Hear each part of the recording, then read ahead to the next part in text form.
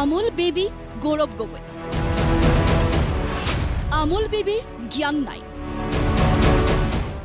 আমাৰ লগত কি পাত্তা পাব আমুল বেবীয়ে আমিতো কেনেকে চলি থকা মানুহ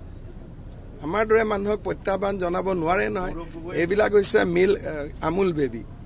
বেবী আমাৰ লগত কি পাত্তা পাব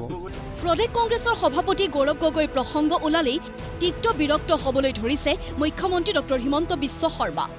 বঙাইগাঁৱত মঙলবাৰে স্বাস্থ্যৱান নাৰী শক্তিশালী পৰিয়াল আঁচনিৰ শুভাৰম্ভ কৰি সংবাদ মাধ্যমৰ মুখামুখি হোৱাৰ লগে লগে গৌৰৱ গগৈ সন্দৰ্ভত বিৰক্তি প্ৰকাশ মুখ্যমন্ত্ৰীৰ পাকিস্তানৰ আত্মা বন্ধকত দি থোৱা গৌৰৱ গগৈৰ প্ৰত্যাহ্বান কি ৰেসলিং কৰিব নেকি বুলি প্ৰশ্ন মুখ্যমন্ত্ৰীৰ প্ৰত্যাহ্বান মানে কি এখন কিবা ৰেসলিং হ'ব নেকি প্ৰত্যাহ্বান মানে কি এটা প্ৰত্যাহ্বানটো বিটিসি জনাইছে 25 তাৰিখেটো ৰিজাল্ট ওলাবই প্ৰত্যাহ্বানটো কিমান 0 সিট পাব গতিকে এইটোৱে প্ৰত্যাহ্বানৰ কোনো মিনিং নাই প্ৰত্যাহ্বান কোনে জনায় যাৰ এটা নিজৰ শক্তি থাকে যোনে নিজৰ আত্মা পাকিস্তানক বন্ধক দি থৈ দিছে হি আমাৰ দৰে মানুহক কেনেকে প্ৰত্যাহ্বান জনাব গৌৰৱ গগৈক আমুল বেবী আখ্যা দি মুখ্যমন্ত্ৰীৰ মন্তব্য বাংলাদেশ ইন্দিৰা গান্ধীয়ে স্বাধীন কৰিছিল মই কিয় বাংলাদেশলৈ যাব নোৱাৰো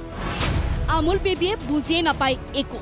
বাংলাদেশত যোৱাটো কি অপৰাধ বাংলাদেশতো আমি যাওঁৱে তাতে ঢাকেশ্বৰী মন্দিৰ আছে বাংলাদেশত যোৱাটো কেতিয়া অপৰাধ হ'ল বাংলাদেশতো বাংলাদেশখন দেখোন ইন্দিৰা গান্ধীয়ে স্বাধীনেই কৰি দিছে প্ৰথম ইন্দিৰা গান্ধীক ধৰিব লাগিব না বাংলাদেশখন কিয় স্বাধীন কৰিছে বুলি গতিকে জ্ঞান আৰু নলেজৰো কম আছে আমুল বেবী হলে একো নাথাকে মই কলো যে যোনে ওপৰতে পাই নহয় বস্তুবিলাক এই কথা একো বুজি নাপায় গৌৰৱ গগৈতকৈ ভূপেন বৰাক শক্তিশালী নেতা আখ্যা দি মুখ্যমন্ত্ৰীয়ে ক'লে বিটিআৰত ভূপেন বৰাৰ নেতৃত্বত এখন হলেও আসন পাইছিল কংগ্ৰেছে এইবাৰ সেই সংখ্যা শূন্য হ'ব भूपेन बरा का ये आगे का समय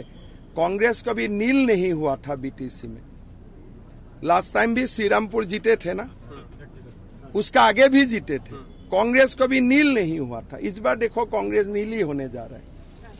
आप लोग उनको भी डुबा रहा है पार्टी को डुबा रहा है एक व्यक्ति का बारे में इतना समझ पूछते हो ना इससे क्या होता है उसको भी कुछ काम करने का अगर इच्छा होते थे प्रतिदिन आप लोग मिलके उनको इतना हवा बना दिया वो भी हवा में ऊपर उठते रहता है नीचे उतारने का समय नहीं होते हैं জনজাতিকৰণক লৈ ৰাজ্য উত্তাল হৈ থকাৰ মাজতে মুখ্যমন্ত্ৰীৰ প্ৰতিক্ৰিয়া আন্দোলন কৰিলে জনজাতিকৰণ নহয় আন্দোলন কিয় কৰিছে বুজি পোৱা নাই হেনো মুখ্যমন্ত্ৰীয়ে আন্দোলন কৰিলেতো জনজাতিকৰণ নহয় জনজাতিকৰণ এটা ব্যৱস্থাৰ মাজেৰে আগবাঢ়ে নৱেম্বৰ মাহত জনজাতিকৰণ সম্পৰ্কত মন্ত্ৰীসভাৰ গোটে প্ৰতিবেদন দিব